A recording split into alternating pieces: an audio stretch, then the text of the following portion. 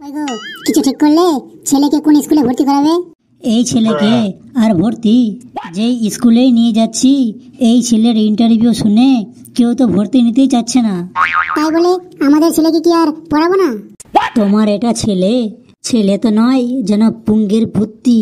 যাও, কালকে নিয়ে যাও তোমার ছেলেকে পক পক ইন্টারন্যাশনাল স্কুলে। ওখানে যদি ছেলে পাস হতে পারে তাহলে অ্যাডমিশন নিয়ে নেবে। কোন স্কুল?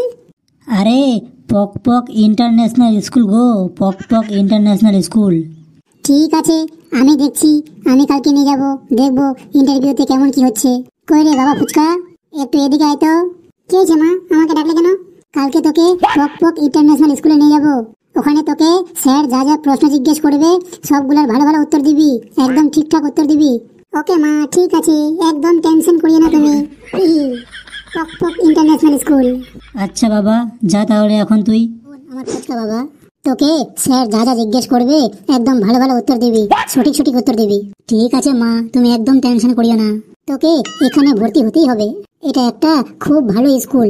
ওই যে বাবা তোকে ডাকলো, এবার যা। ঠিক আছে মা, আসি। May I come in sir? Come in. তোমার নাম কি? স্যার আমার নাম ফুচকা মস্তান।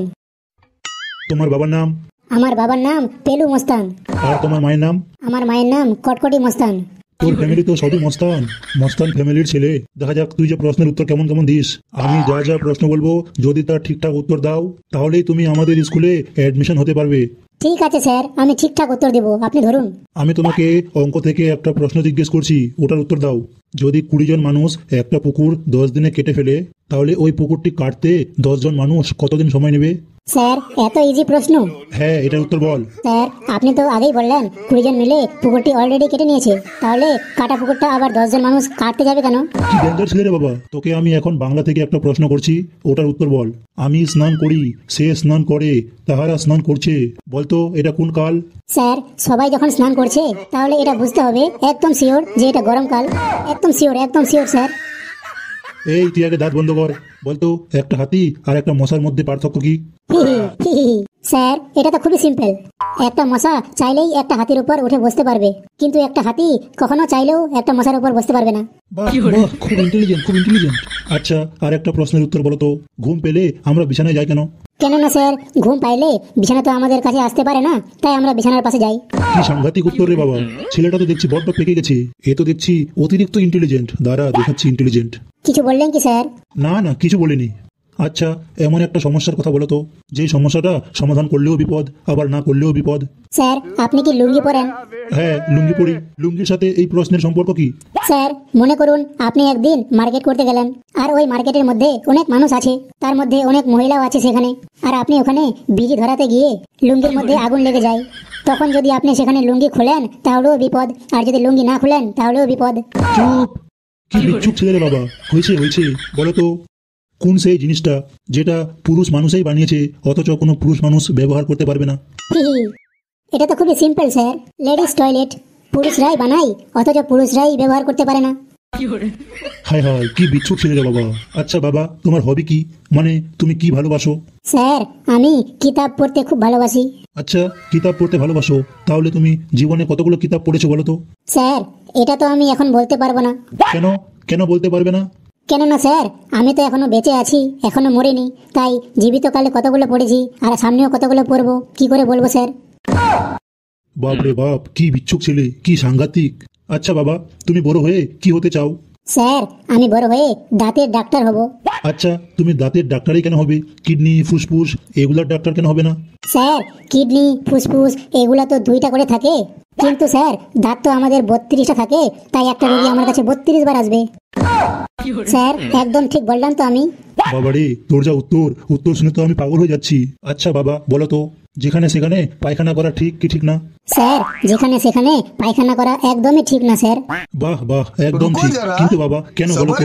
কেন না স্যার, সব জায়গায় তো জলের ব্যবস্থা নাই, আর যেখানে সেখানে পায়খানা করলে জলের অভাব পড়বে, তখন প্যান্টে গু লেগে যাবে। তোর উত্তর শুনে শুনে আমার তো মাথার চক্কর চলে আসলো। স্যার প্রেসারের ট্যাবলেট টানা দেবো? তোকে কিছু আনতে হবে না, তুই আমার প্রশ্নের উত্তর দে। আচ্ছা, তোমার জীবনের একটা কঠিন যন্ত্রণার কথা বলো তো। স্যার মৃত্যুর থেকেও বিরহের যন্ত্রণা খুবই কঠিন, তার থেকেও কঠিন পাশের বাড়ির রান্না করা মটনের গন্ধ সহ্য করা, আর যেখানে আমাদের বাড়িতে পটল ভাজা তরকারি। খুবই একটা কঠিন যন্ত্রণা স্যার, খুবই একটা কঠিন যন্ত্রণা। সত্যি খুব যন্ত্রণা বাবা, খুব যন্ত্রণা। আচ্ছা বাবা বলতো বলতো 8কে সমান 2 ভাগে ভাগ করলে কত কত হবে? স্যার 8কে লম্বায় ভাগ করব নাকি আড়াআড়ি ভাবে ভাগ করব? লম্বাই আড়াআড়ি এসবের মানে কি? স্যার 8কে যদি লম্বালম্বি ভাবে সমানভাবে ভাগ করি তাহলে 2টা 3 পাবো, আর যদি আড়াআড়ি ভাবে ভাগ করি তাহলে 2টা 0 পাবো।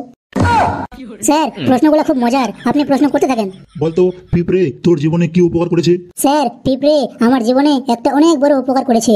আমার মা মিষ্টির হাঁড়িটা কোথায় রাখছিল এটা আমি কোনোদিনও পেতাম না যদি পিঁপড়ে আমাকে না বলে দিত। আমি কিন্তু এবার সত্যি সত্যি পাগল হয়ে যাবো রে বাবা। হায় রে বিচ্ছুক ছেলে, বাপের জন্ম দেখিনি এরকম। আচ্ছা আগের স্কুল তোকে টিসি কেন দিল রে? স্যার আমি একদিন মোবাইল নিয়ে গেছিলাম ক্লাসরুমে। ক্লাসরুমে মোবাইল নিয়ে গেলি তাতেই টিসি দিয়ে দিল? স্যার ক্লাসরুমে আমার মোবাইলটার রিং বেজে উঠেছিল, তারপর সাথে সাথে স্যার আমার কাছ থেকে ফোনটা নিয়ে নেয়। তারপর কানের মধ্যে স্যার যখনই হ্যালো বলতে গেছে তখনই ওই দিক থেকে বলছে, বাবা ফোনটা তোমার কাছে কেন? আমি তো ফুচকাকে কল করেছি। এটা শুনেই স্যার আমাকে ডাইরেক্ট টিসি দিয়ে দিল। উড়ি বাবা রে, কি ছেলে, তোকে টিসি দিয়ে একদম ভালো কাজ করেছে। আচ্ছা এটা তোর লাস্ট প্রশ্ন, তোর সব থেকে ফেভারিট কোনটা, প্যারাগ্রাফ নাকি ডায়লগ? স্যার আমার ডায়লগ খুব ভালো লাগে। আচ্ছা তাহলে একটা ডায়লগ শোনাতো। সালা মারবো এখানে, লাশ পড়বে শ্মশানে। কি কি বললি? আমি তোর বাপ ফাটাকেষ্ট। হি হি হি। কেমন লাগলো আমার ডায়লগ স্যার? উড়ি বাবা রে, উড়ি বাবা রে, এটা তো ডায়লগ ছিল। হায় হায়, বাঁচাও আমাকে, কেউ নিয়ে যাও। যাও বাবা তুমি যাও এখন, আমি তোমাকে পরে ডাকবো। ঠিক আছে স্যার। বাপের জন্য আমি এরকম ছেলে দেখিনি।